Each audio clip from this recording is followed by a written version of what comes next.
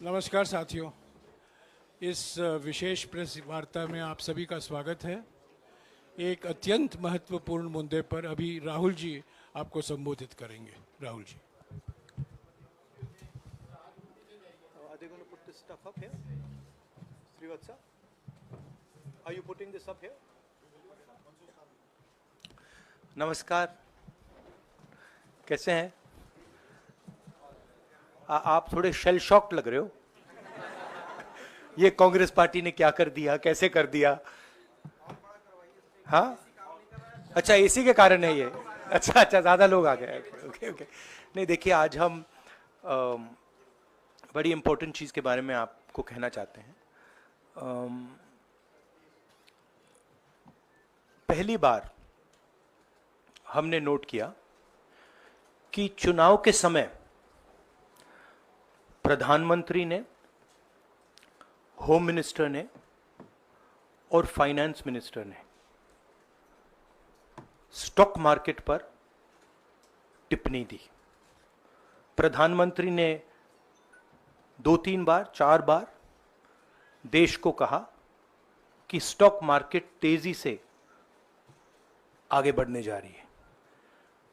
Home minister ने सीधा कहा कि 4 जून को स्टॉक मार्केट आसमान में जाएगी, लोगों को खरीदना चाहिए। और यही मैसेज फाइनेंस मिनिस्टर ने दिया। फर्स्ट, ये आज थोड़ा हम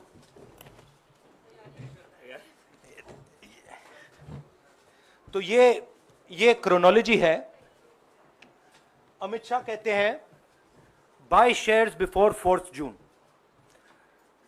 19 में नरेंद्र मोदी जी कहते हैं stock market will break records on June 4। फिर 28 मई को रिपीट करते हैं। 1 जून मीडिया झूठे एग्जिट पोल रिलीज करती है। बीजेपी का ऑफिशियल जो इंटरनल सर्वे था वो उनको 220 सीट दे रहा था। तो ये इंफॉर्मेशन बीजेपी के लीडर्स के पास था।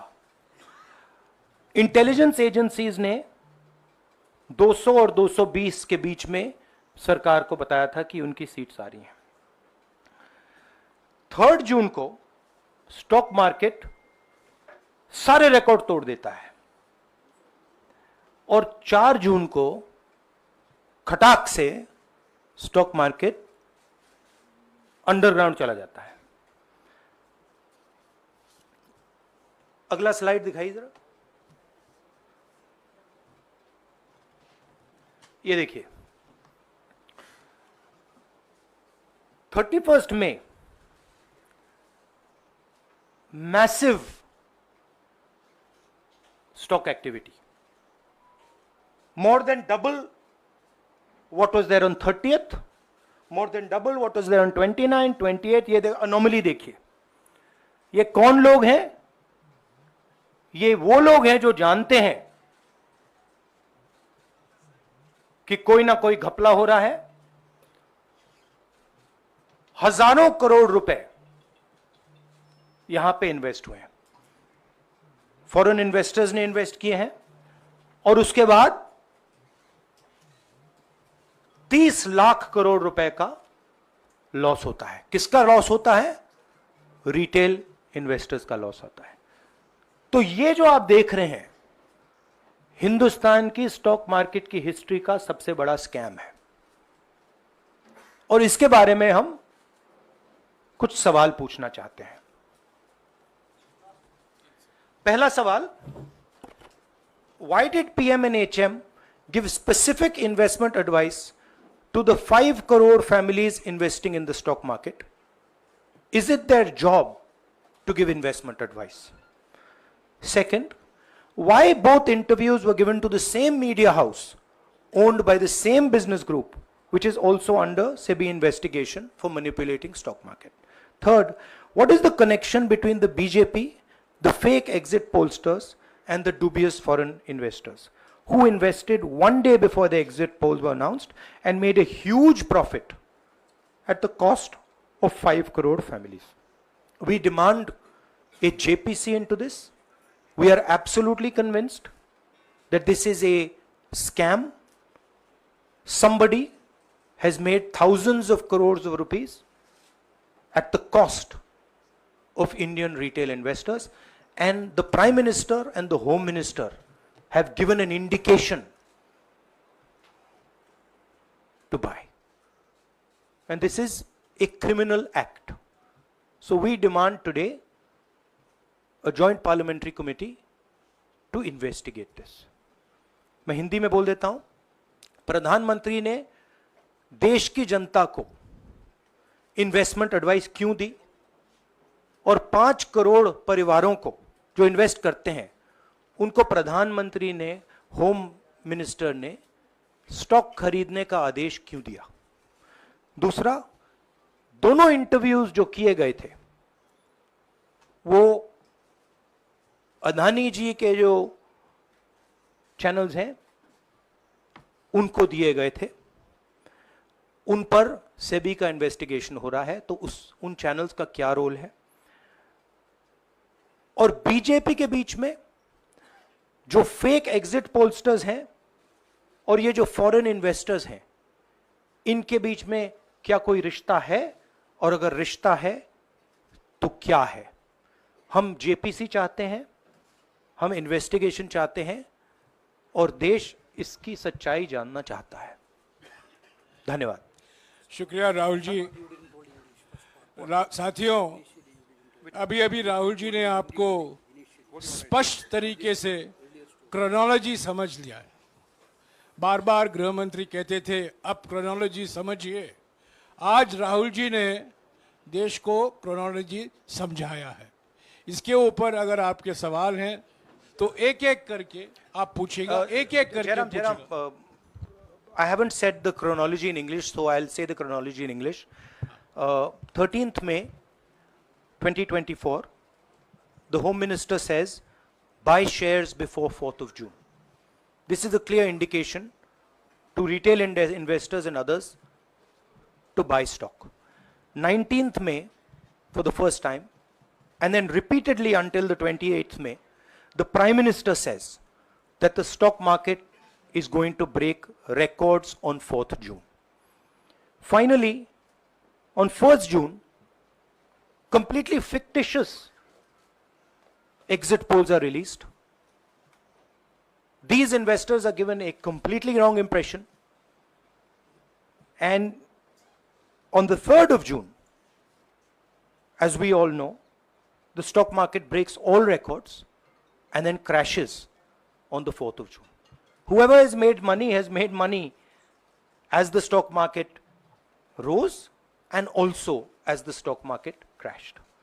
And we are interested in having a joint parliamentary committee, a JPC, to investigate the role of the Prime Minister, the role of the Home Minister, role of BJP members, and also those people who have done these fake exit polls. And finally, we want to understand who are the people, these foreign investors, who did these trades. So we want an investigation for that. शुक्रिया राहुल जी। हाँ संजय।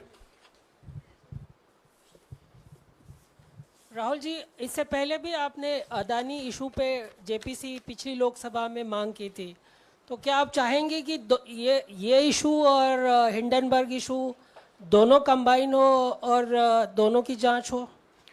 ये जो issue है, this is a broader issue than just the Adani issue. It is connected to the Adani issue, but this is a much broader issue. This is directly the Prime Minister of India, Home Minister, who are privy to data on actual election results, who have IB reports, who have their own data, who are advising retail investors to buy stock on the 4th. This has never happened before.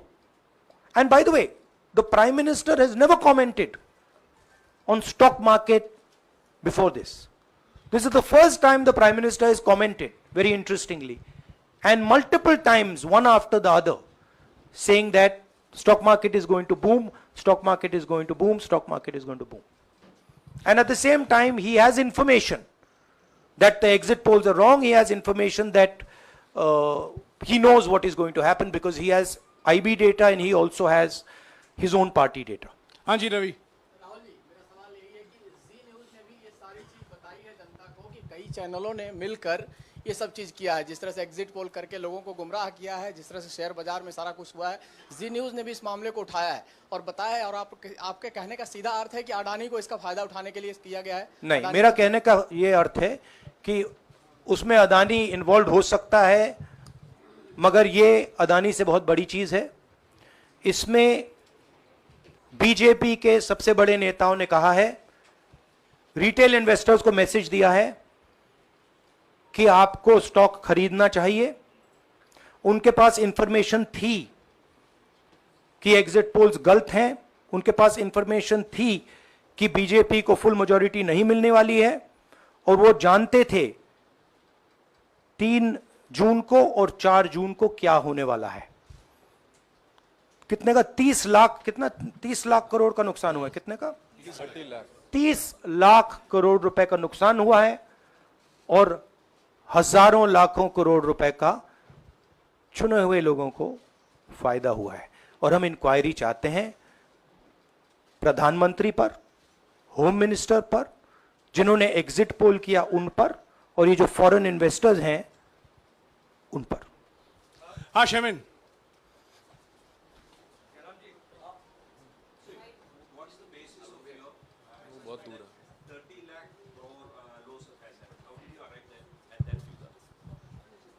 Do you want to explain? This is based on the value, market value of all the companies the day before the results came, and the market value of the stock market of all the companies at the end of the day on results. हाँ संजीव, एक minute Sanjeev. Rahul ji, you've talked about, are you alleging the involvement of the Prime Minister and the Home Minister? Yes. And whose money is it? Yes, Are you that, saying that it is what their I am saying. money? I am saying that people very high up in the BJP have carried out this scam. I am saying they had partners who carried out these exit polls. We would like to know if these exit polls were actually carried out, if people were actually sent out, and we'd also like to know the methodology of these polls. We'd like to understand who these investors are. We have some sense of who these investors are. So we are not just speaking out of the air. We are confident that if an investigation is done, interesting things will be revealed. And we think the Prime Minister and Home Minister are directly involved in this. हाँ Siddharth. Companies की भी आपको लगता है जांच होनी चाहिए जिनके शेयर बहुत अप गए, जिनके सबसे ज्यादा शेयर खरीदे गए और जिनके शेयर उसके बाद में बीच में बेचे भी गए, तो उन कंपनीज का भी को भी इस दायरे में आना चाहिए, आपको लगता है? हमारा कहना है कि यहाँ पे बड़ा क्लियर है कि स्कैम हुआ है।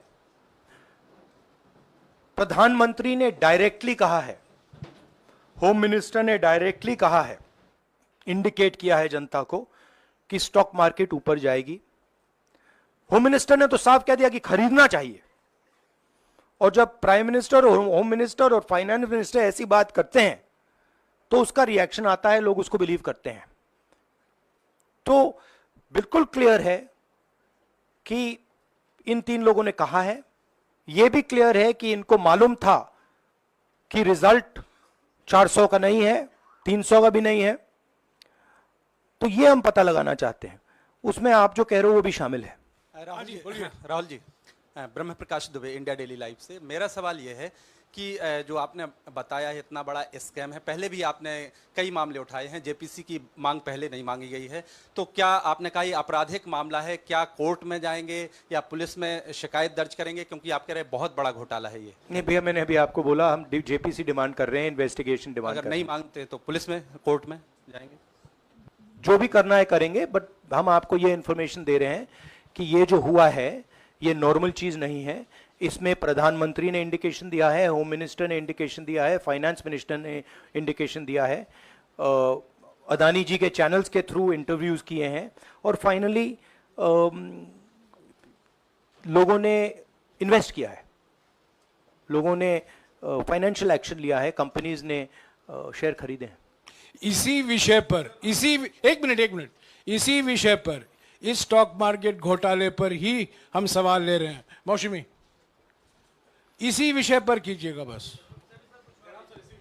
एक मिनट, आ रहा हूं यार, एक मिनट, राहुल जी, एक करके आ रहा हूं यार। राहुल जी, हम लोग ने पहले भी देखा है कि आप लोग ने कई बारी जब सेशन होता है तो सत्ता पक्ष और विपक्ष आमने सामने होता है, जेपीसी की मांग होती है और सेशन पे सेशन वॉश आउट हो जाते हैं और जनता का पैसा वेस्ट होता है। तो क्या आपको ये तो लगता है बीजेपी की लाइन है।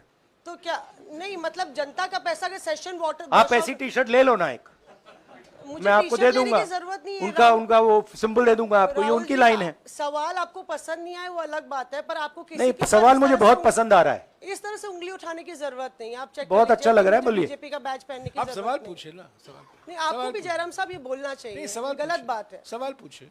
मेरा बस ये सवाल था कि जेपीसी की मांग पे कई बारी कामकाज ठप हो जाता है, तो क्या आपको लगता है कोई और भी राह आप लोग सड़क की राह इख्तियार कर सकते हैं, क्योंकि ये आम आदमी का पैसा है। हम जनता को एक रियलिटी बता रहे हैं कि यहाँ पे क्लियरली एक स्कैम हुआ है। यहाँ पे प्राइम मिनिस्टर ने इंडिकेट किया है, यहाँ पे होम मिनिस्टर ने इंडिकेट किया है, यहाँ पे फाइनेंस मिनिस्टर ने इंडिकेट किया है। नॉर्मली बीजेपी की ये पोजीशन होती है कि जब भी हम कोई मुद्दा उठाते हैं तो हम पार्लियामेंट का टाइम वेस्ट कर रहे हैं। वही पोजीशन आपने अपनाई है, इसीलिए मैंने आपसे कहा कि देखिए आप बीजेपी की पोजीशन ले रही हैं। रियलिटी, एक सेकंड, रियलिटी ये है कि हम जेपीसी करवाएंगे। अब ऑपोजिशन में बहुत ज्यादा ताकत है, बहुत ज्यादा स्ट्रेंथ है, और पूरा जो पार्लियामेंट की सिचुएशन है वो बदल गई है। हाँ जैनेंद्र, जेपीसी की मांग जो आपने की है वो तो पार्लियामेंट सेशन में होगी, लेकिन ये जो आम निवेशक हैं देश भर के जिनका 30 लाख करोड़ डूबा है, उनमें कर्नाटक के, तेलंगाना के, हिमाचल के भी लोग होंगे। तीनों राज्यों में आपकी सरकार है, क्या राज्य की जो जांच एजेंसी है उसके जरिए आप जो उन राज्यों के निवेशकों का कम से कम पैसा डूबा है, ये जो आप पूरे नेक्सस की बात आप कर रहे हैं, गुमराह करने की बात कर रहे हैं, क्या वहां से कोई कार्रवाई की हम उम्मीद कर सकते हैं? सोचा जा सकता है, बट ऐसी चीज के लिए शायद जेपीसी सही औजार होगा। हाँ Ranjita, last question. Ranjita, okay, Mohit is asked, Ranjita यार आप पूछते रहे। मोहित चलो। आपको ऐसे सर मैं He's upsetting me. सर मैं मोहित आपने चमत्कार किया, पूछ लीजिए। सर मैं मोहित हूँ न्यूज नेशन से। नहीं, जानता हूँ। सर लगातार पिछली घोटालों में भी आपने जेपीसी की बात की थी, आपने हर जांच की बात की, और ये एक बड़ा घोटाला सामने आया, इसमें भी आप जेपीसी की मांग कर रहे हैं। कितनी उम्मीद है कि लोग जेपीसी की ये लागू करेंगे? आपको क्या लगता है कि ये जेपीसी लागू करने वाले, अगर नहीं करेंगे फिर क्या करेंगे आप लोग? नहीं, हम प्रेशर लगाएंगे, डालेंगे, बट मुझे लगता है कि जो पहले राजनीतिक सिचुएशन थी, जिस इंप्यूनिटी के साथ प्रधानमंत्री पहले काम करते थे, मुझे लगता है वो अब खत्म हो गया है, तो दूसरा नतीजा आएगा। राहुल जी, ये आखिरी है क्या, और दो लेंगे? ये आखिरी है, आखिरी नहीं, आखिरी हो गया, इन्होंने कह दिया आखिरी। ओके रंजीता।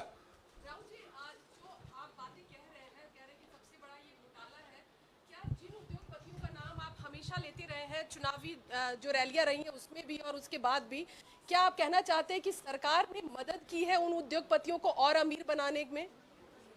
नहीं, मैं कह रहा हूं, मैं सिर्फ सरकार की बात नहीं कर रहा हूं, मैं दो इंडिविजुअल्स की बात कर रहा हूं।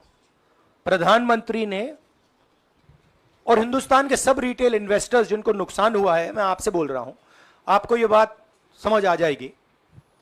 आपका पैसा गया है, आपकी कमाई गई है, आपको नुकसान हुआ है, और इसमें करोड़ों युवा हैं जो ईमानदार हैं, तो नरेंद्र मोदी जी ने, अमित शाह जी ने आपको मैसेज दिया कि 4 तारीख को स्टॉक मार्केट आसमान छुएगी और आपने उन पर भरोसा किया।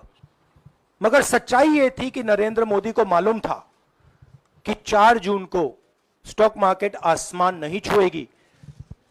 4 जून को स्टॉक मार्केट का जबरदस्त नुकसान होने जा रहा है, क्योंकि उनके पास इंटेलिजेंस की रिपोर्ट थी और बीजेपी का जो इंटरनल असेसमेंट था 220 सीट का, वो उनके हाथ में था। तो मेरा ये सवाल है और मैं आपसे इन्वेस्टर से कहना चाहता हूं कि आपको जो चोट पहुंची है, जो आपको दर्द हुआ है, वो चोट नरेंद्र मोदी जी और अमित शाह के बयान ने आपको पहुंचाई है। और हजारों करोड़ रुपए किसी ना किसी ने चोरी किए हैं, वो आपके जेब से गए हैं, रिटेल इन्वेस्टर्स के जेब से गए हैं। तो मैं चाहता हूं, आपके लिए बोल रहा हूं, मैं आपके लिए बोल रहा हूं कि इन्वेस्टिगेशन होना चाहिए, पता लगाना चाहिए कि प्रधानमंत्री जी ने, होम मिनिस्टर ने आपको यह गलत इंफॉर्मेशन क्यों दी और ये कौन लोग हैं, इन्वेस्टर्स जो हैं, फॉरेन इन्वेस्टर्स हैं, जिन्होंने इस दिन फायदा उठाया। ये देखिए ग्राफ है, ये रेड चार्ट जो है, इसको देख लीजिए। ये नॉर्मल ट्रेडिंग है, ये नॉर्मल ट्रेडिंग है, ये ग्रे वाली नॉर्मल ट्रेडिंग है। और ये जो ट्रेडिंग है, ये अबनॉर्मल ट्रेडिंग है, ये 2-3 गुना है। और फिर ये हुआ है नुकसान।